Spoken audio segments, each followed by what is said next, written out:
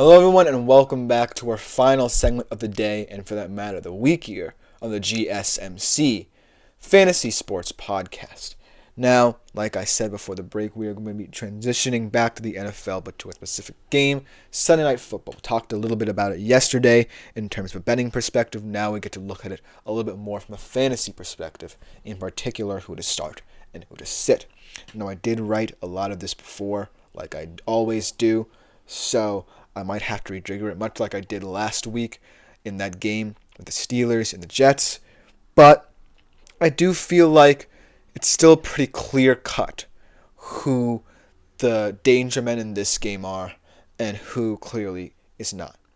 And it doesn't necessarily matter what with the injuries both teams are going through, who could step up. It's more a matter of who I believe will be forced to step up. Because this is what this game feels like. It feels very forced. A lot of tension in these two offenses.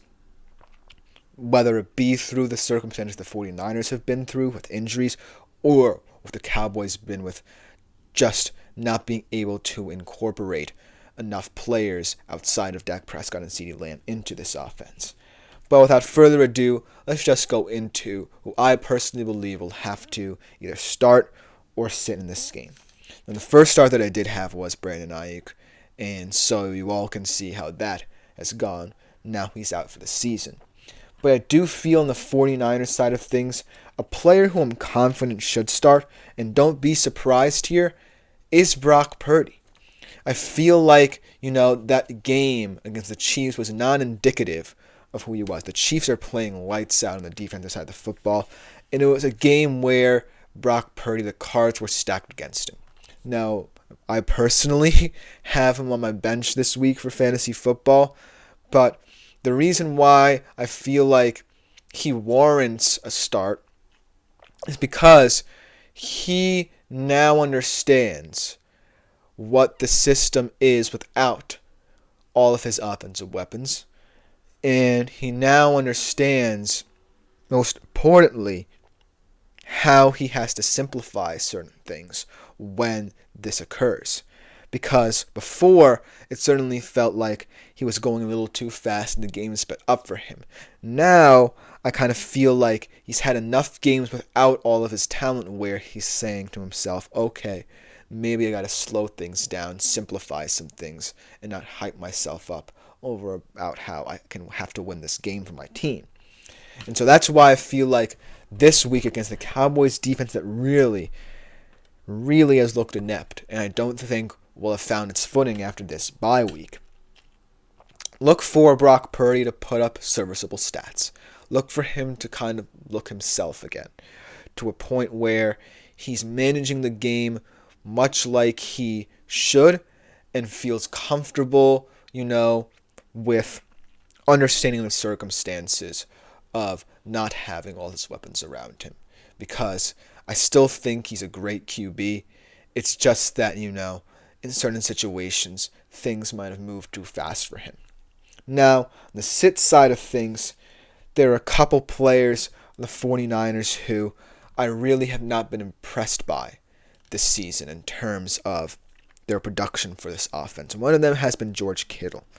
Now, I know that George Kittle is one of those players who can sneakily get going at any given time. He still is one of the great tight ends in the league right now, but there have been certain moments where I kind of felt like he's playing himself out of plays and not really being effective in terms of the physicality he can bring to this team and what they need from him. And so in this game, even though, this Cowboys defense can be exploited with their thinness at the linebacker position at the current moment in time, but I do feel like George Kittle has been an underwhelming player from a fantasy perspective this season. And I don't know whether or not, it's because of the injuries he has to account for or the pressures that he might feel having to compensate for the lack of depth in the 49ers, skill position groups. But at the end of the day, I feel like this is just a game where I can't see Kittle really being that effective. And so while I hope that I'm wrong, I just feel like this is just a situation in which it certainly feels like Brock Purdy might want to start incorporating more people. And what I mean by that is, it's no indictment of George Kittle, but it speaks to the necessity of what they might have to do going forward, should some of these injuries start to project to be longer than expected. So George Kittle should be a sit for this one. In terms of another start for this team, well, Brandon Ayuk was going to be it, but how about, Ricky Pearsall? This is a guy I'm really intrigued to see play in the NFL. This is a guy who was nearly fatally shot a couple months ago. First time on an NFL field where, he's going to have to step up in a big way. Perhaps the wide receiver 2 in this game. And so I feel like he warrants not a start potentially, but a position on your team where you can see what he's projected to look like throughout the season, and you can make a decision from there. I'm not saying he should immediately start by any means because he's still a rookie and this is his first game in the NFL. But there's a situation where you could pick him up off waivers, see what he's like, and then go from there in terms of favorable matchups you could see in his future.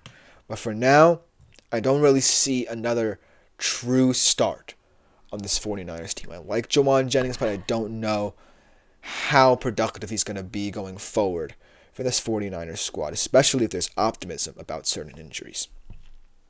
But again, another sit, I guess you could say Jawan Jennings could project to be a sit, but I feel like, he's going to do enough for you to either keep him in a flex position or keep him as a bench player. It's just that I feel like there's too many losses on this 49ers team to truly try and figure out who could have a big game rather than who will. So that's the weirdness of the situation with the 49ers right now. Now going over to the Cowboys side of things, and the reason why I become so frustrated talking about the Cowboys from a fantasy perspective is that it's just the same two guys, and any other guy I talk about in any capacity from a fantasy perspective really is from a negative perspective, and it's through no fault of their own because they still have a lot of talent, in my opinion. As Andre enters the chat. Hello, my friend. How are you? Happy Friday. Just chilling, playing the new Black Ops 6. Hopefully it's a good video game and you're having a good experience. Thank you for tuning into today's show, even though we are kind of winding down here. But let's look at the Cowboys before we officially close out the week of shows here. I feel like, like I said, it's the same old story for these Cowboys, where I feel like I forcibly have to say one thing but could have said another, and I sit here and stew about telling you guys how talented the Cowboys is, but the ineptitudes of their coaching and the ineptitudes of the organization as a whole. But I'm going to do it anyways, because we have to entertain this notion and we have to appreciate what these Cowboys can be. Let's start off with the starters here. You have to start CeeDee Lamb, as Andre also has a question. Quick one, full PPR. Do I start Jayden Reed or Higgins this week? I feel like Jayden Reed in this matchup against the Jaguars secondary might, get slowed down a little bit just because, like I always say, with the Packers it's difficult because of their depth in receiver. But when I look at T. Higgins in this matchup, I kind of feel like the Eagles secondary is diverse enough to slow him down. I know that he's kind of been growing into the season, and a lot of people are hyped about him and his future this season at the very least with the Bengals. But I do think Jayden Reed is the safer play. I do feel that the Packers offense is going to get going. I'm more concerned with the Packers defense, but at least I know that the Packers offense can beat up on this Jaguars defense. It's just going to depend on, how many targets Jaden Reed gets. But I still feel like he's the safer bet here for you. So good luck to you there. But going back to this question and conundrum of who to start and sit for the Cowboys week in, week out, I kind of feel sick to my stomach saying that you have to start CeeDee Lamb week in, week out. Because I love CeeDee Lamb. A lot of fantasy football managers love CeeDee Lamb. But it's just too, vanilla. I want to talk about someone in those wide receiver core outside of CeeDee Lamb who I can say, hey, week in, week out, this is a guy who I would like to see you start. But CeeDee Lamb is so centripetal. No, I don't think that's the right word. So integral, so to speak, for this Cowboys offense. You just can't ignore him. So, unfortunately, I can't really say outside of CeeDee Lamb that any one of these receivers is going to step up. And that's why I have, for my big sit option for the Cowboys, Jalen Tolbert. As Andre said, Kyron is on pace for 15-plus TDs. What an animal he is. I was completely wrong at him. Maybe even 20 adds Andre. I was completely wrong about him to start the season. I was saying that he would regress because we only saw one small sample size season from him, but he has proven me wrong. And he also asks Andre, do I start Kraft or Ferguson? This one feels a bit easier. I feel like Kraft is the start for you. I would like to say Ferguson, but he really hasn't shown me much in this Cowboys offense for me to say I'm confident that he should start week in, week out. Whereas Kraft, I feel like, has proven a lot of people wrong in standing out as the standalone tight end for this Packers team. But that going back to Jalen Tolbert here, I feel like he's the main option outside of CeeDee as the breakout star for this offense, but I don't know. I feel like this team is too predicated on the Dak and CeeDee show, and it leaves me so maddened that I can't introduce you guys to certain players to incorporate into your fantasy squad, but it is what it is, and I don't want to end the show on a maddening note, but we do have to end it here. This has been the GSMC Fantasy Sports Podcast, brought to you as always by the GSMC Sports Network. I've been Christopher Shepard. As always, thank you guys for tuning in. If you want to view more exclusive short content or content such as this, like, follow, and subscribe. Also, keep on making yourselves available to the Super Chat, Super Things, and Super Stickers features here on YouTube. Great way to interact with the show. But other than that, we'll be back next week on Monday, same time as always, 3:30 p.m. Eastern Time. Other than that, enjoy your weekend. Have a good one, enjoying all your football action. I am out.